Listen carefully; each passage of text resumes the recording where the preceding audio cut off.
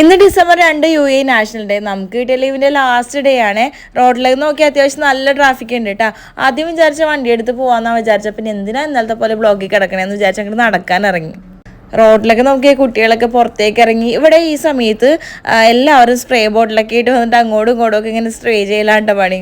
അതുകൊണ്ട് തന്നെ റോഡിലൊക്കെ നല്ല മെസ്സായിട്ട് എടുക്കണം. ഞങ്ങളവിടെ ഇത്രയും മുന്നേ തന്നെ ഫയർ വർക്ക് സ്റ്റാർട്ട് ചെയ്തിട്ടുണ്ടായിരുന്നു. അടുത്ത് പോയി കാണാൻ പറ്റിയില്ലെങ്കിലും ദൂരെ നിന്ന് എന്തായാലും നന്നായിട്ട് നമുക്ക് കാണാൻ പറ്റിയിട്ടുണ്ടായിരുന്നു. നമ്മളെപ്പോലെ ഒരുപാട് ആൾക്കാരുണ്ടായിരുന്നു കേട്ടോ.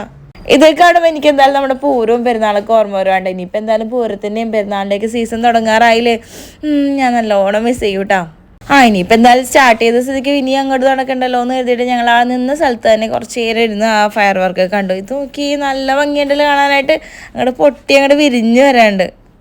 ഇത് കണ്ടപ്പോൾ എല്ലാവരും നന്നായിട്ട് കൈയടിക്കേണ്ടതുണ്ട്. എല്ലാവർക്കും ഭയങ്കരമായിട്ട് ഇഷ്ടപ്പെട്ടു.